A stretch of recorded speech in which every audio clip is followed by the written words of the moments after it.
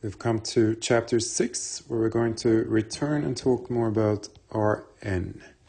So remember that in most of chapter 5, the focus was on pretty general vector spaces. Rn played a special role because we demonstrated that every vector space of dimension n is in some sense equivalent to Rn. But we still try to keep the discussion fairly abstract and think of things as vectors and not necessarily just as a string of real numbers. But now we are going to focus back onto Rn, and one of the features of Rn is that we have this inner product. So it's been a while since we talked about this, so let's do a little quick recap. So this is material you've seen before.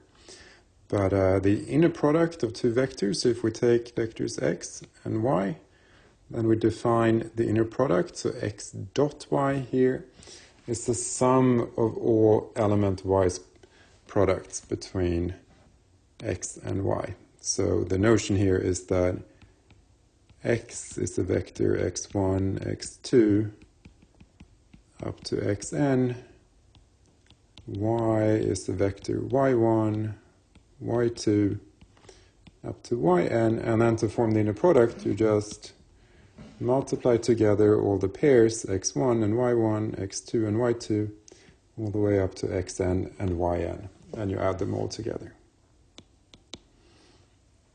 And once you have the inner product, then this tells you something about the length and the angle of a vector. So in fact, this is how you define length and angle in what's called an inner product space, of which Rn is one particular kind. So it's the only one we'll talk about in this course. So once you have the inner product, you define the length. This is the mathematical term is the norm of a vector. So it is x with these double lines on both sides, and it's defined simply as the square root of the vector with itself. And you can easily see that this works out to be precisely the Euclidean length of the vector. Then we proved this very important result that's called Cauchy-Schwarz, that says that the absolute value of the inner product between two vectors is bounded by the product of the lengths of the two vectors. So what this means is that if you divide both sides by norm x and norm y, you find that the absolute value is less than 1, which we can write as a two-sided inequality here. So this quantity in the middle, x dot y divided by norm x times norm y, it lies between -1 and 1. So in particular, there is some theta such that this number is the cosine of that theta. And this theta is the angle between x and y. So the angle between x and y is the number theta in the interval 0 to pi, such that cosine theta is equal to x dot y divided by x times norm y.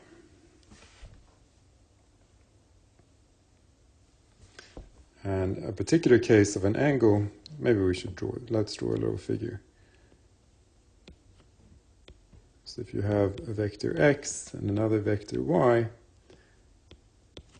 then you can prove, this is the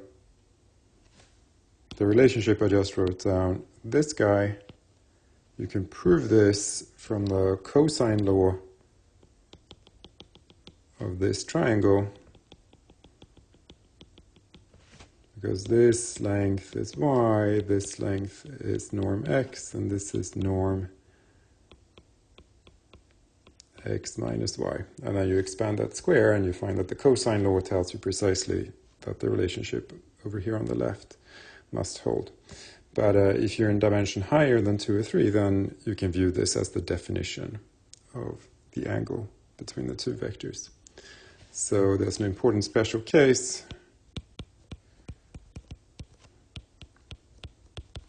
So if x dot y is equal to 0, that's the same as saying that the cosine of theta is 0, which is to say that theta is pi half, and x and y in this case are orthogonal, which we write like that, remember. So x and y are orthogonal.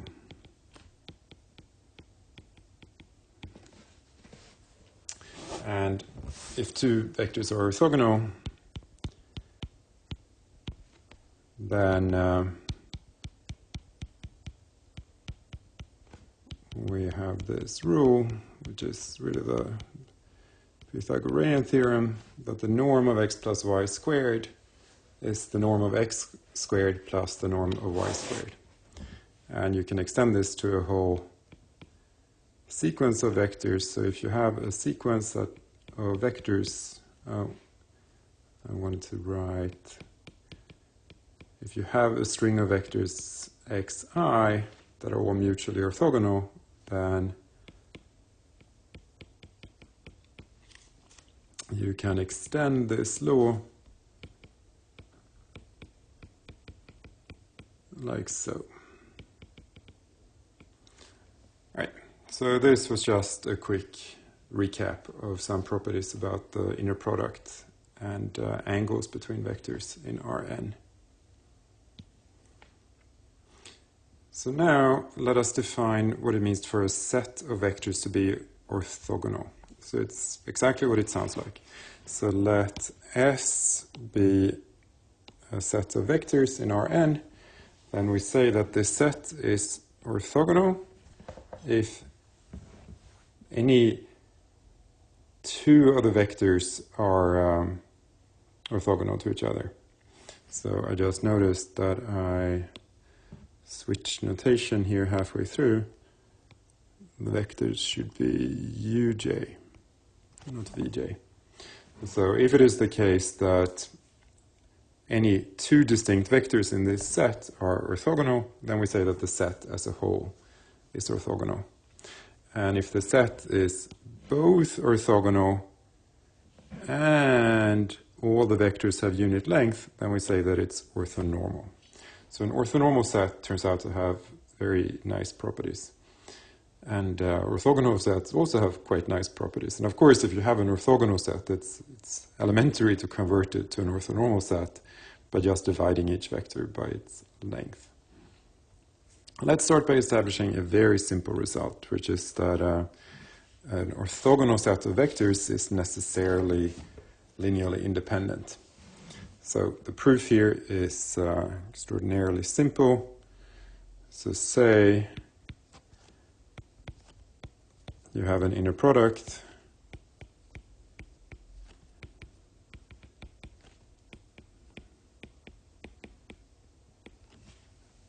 not an inner product, you have a linear combination that adds up to 0. Then what we need to prove is that the only such linear combination is the trivial one, where all the CI's are 0. So now fix an I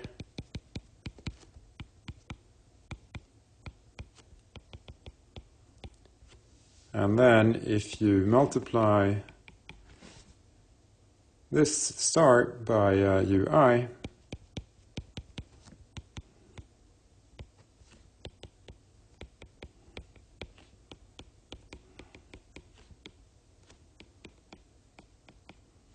then you get the following. So C1 times ui dot u1 plus C2 ui dot u2 and so on. Now the point is that all of these terms except 1 is 0, because if I is equal to 1, say, then this is norm ui squared and everything else is 0. If ui were to be 2, then the second term would be the only non-zero one, all the others would be 0. So whichever term, the only surviving term, let's write this down, only one term is non-zero, and that is the I term. So then you get ui dot ui is equal to 0, and now that's a non-zero number. I don't think I said it out loud, but this was an assumption of the lemma that you have to exclude the pathological case where one of the vectors is 0. In principle, I suppose it would still be an orthogonal set, but we assume that the 0 vector is not in there, because if it is, then clearly the set cannot be linearly independent. But if you take a set of non-zero vectors that are mutually orthogonal, then the corresponding set is necessarily linearly independent. So maybe we should just write the punchline. So Ci is equal to 0. And since I was arbitrary, this means that all the Ci's, C1 must be 0, C2 must be 0, they all have to be 0.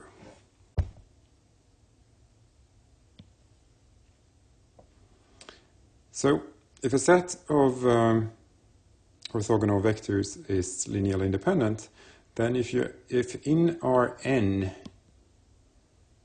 you have a set that has precisely n elements, then now we have a set that has n elements and that is linearly independent, then it must be a basis. And such a basis that consists of an orthonormal set, we call an orthonormal basis, or sometimes just ON to save work in writing. And an ON basis is a particularly nice basis. And when I say nice, I'll show you in just a moment what I mean. So one of the nice properties is that it's super easy to construct the expansion coefficients. So say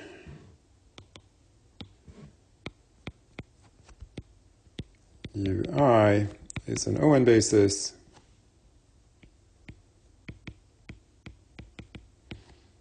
and then given a vector x in Rn, we seek the numbers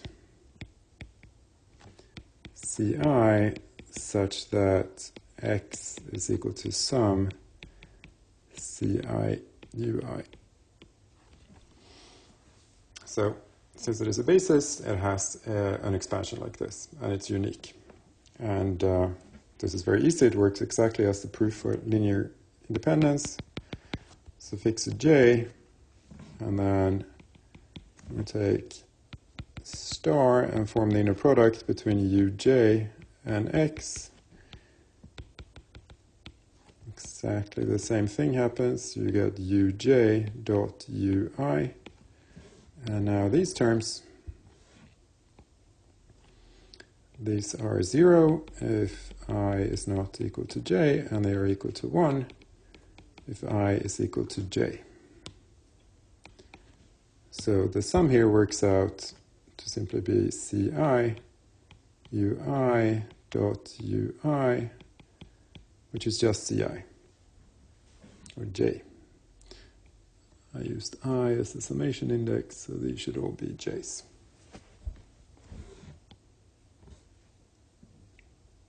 So in other words, if we use this old notation of, so given a vector x, we let this bracket notation denote, this is the vector c,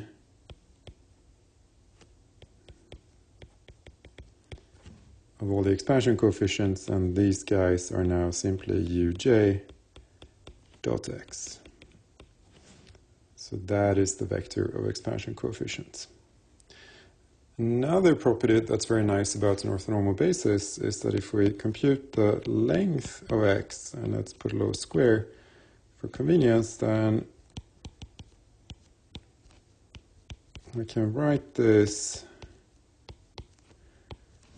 So we write x as its expansion in the orthonormal basis. And now, since the terms are orthogonal,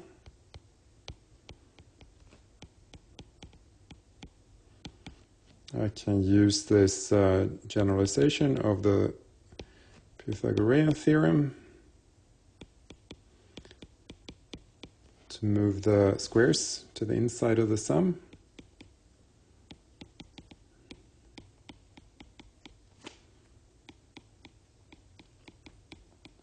So far I've only used orthogonality, but now we use normality, that we assume all of these have length 1. So then we get that, which is simply the length of the vector C. Right? So the vector of expansion coefficients has exactly the same length as the vector x itself, which is very, very nice. So a way to write this very compactly, the computations we did on the previous slide, I'm going to redo them, but now I'm going to use matrix notation. So given an orthonormal basis for Rn, D, just as on the previous slide, what I do now is that I form this matrix U by simply stacking up all the vectors Ui as the columns in this matrix. Now this matrix U turns out to have nice properties. So first of all, if I form U transpose times U, then U transpose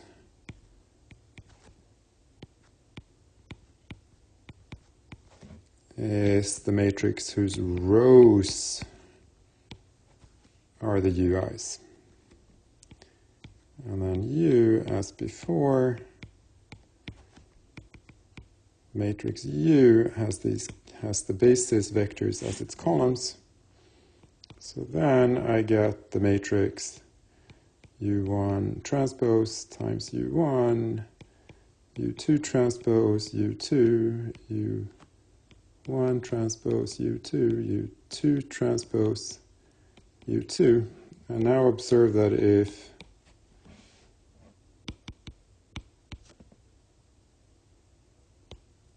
you have any two vectors that are of shape n by 1, then A transpose B is just the inner product between A and B, right?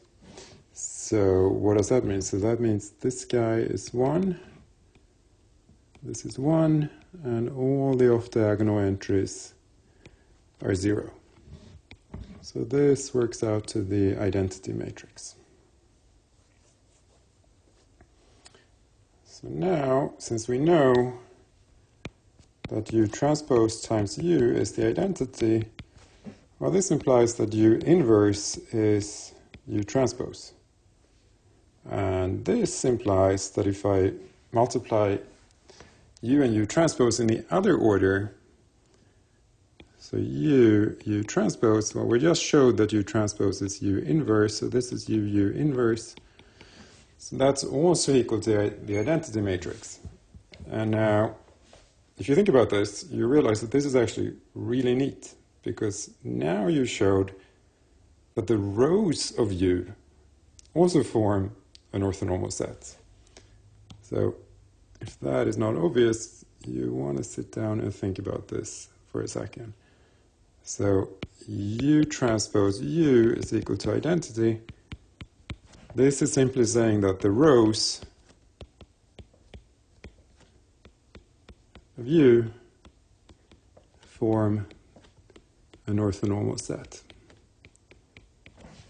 And this is neat. And it's a very simple computation here. So we started with the assumption that the columns are an orthonormal set, and then we proved that the rows are an orthonormal set. Now, let's do the same exercise as we did before. Now fix a vector x in Rn. Then I can write x as identity times x, which is U transpose times x, which I write as U times C, where I set C to be U transpose of x. Now what is the vector C? So C, so now I have the rows So here, this is U transpose. I multiply that by X.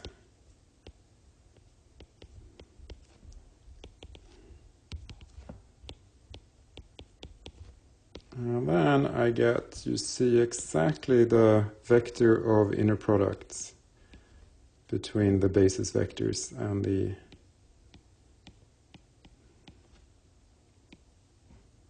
the vector x. And this is exactly as it should be, right? Because u times c now, or u is the vector that has the uj's as its columns. So if I multiply that by the vector of the cn's, then I get precisely the expansion that I was seeking. C1, U1. All right. So it's exactly the same computation as we did before. It's just that you have this really compact, nice matrix notation now. So this is the vector of expansion coefficients, and once you have the vector of expansion coefficients, then the expansion of x is simply this guy. Right? So it's just a very compact way of writing things. So let us summarize our findings about orthonormal sets. And what we showed, I've summarized in this theorem. So let U be an n by n matrix. Then the following statements are equivalent. So this is a standard phrase in math. I'm guessing you've seen it before. But what this means is simply that if one of these 5 statements is true, then every other statement is true. And if one of them is false, then all the others are false as well. So the first one is the U transpose times U is equal to I. And we saw this really just by definition. So the way we derived these things is that this is really just by definition. That 1 is equivalent to 4, which is that the columns of U form an orthonormal basis for Rn. And then we showed that 1 implied 3, which is that U transpose is equal to U inverse. Then 3 implies 2, which is that, so we went like that, and then we proved that, well, that implies this, and then that statement implies 5, which is that the rows of U form an orthonormal basis of Rn, and yeah, that one goes in both directions. So this is just, they are equivalent, simply by definition. And yeah, this is really neat. So a matrix for which this is true, a matrix such that U transpose U is equal to identity, is an orthogonal matrix. And you noticed I almost stumbled on the word there, because it would be sort of natural to call this an orthonormal matrix, right? Because you would think, in analogy with our definition of an orthogonal and an orthonormal set, you would think that an orthogonal matrix would be a matrix whose columns are orthogonal, and an orthonormal matrix would be a matrix whose columns are orthonormal. But the term orthogonal matrix is so well established that that's just the one is stuck with. So it's slightly unfortunate notation there, but that's what it is. Now we have a little theorem about orthogonal matrices. It's very simple. If U is orthogonal, then determinant of U is plus or minus 1. Proof is super simple. So we know that identity is U transpose U. So then determinant of identity is determinant of U transpose times determinant of U. Now, determinant of identity is equal to 1. Determinant of U transpose is equal to determinant of U. So what this all implies is that 1 is equal to determinant of U squared, which is, of course, precisely to say that determinant of U is plus or minus 1. There is another theorem about orthogonal matrices that's equally easy to prove, and that is that if you take two orthogonal matrices and you multiply them together, then the result is another orthogonal matrix. Let's write that. If A and B are orthogonal,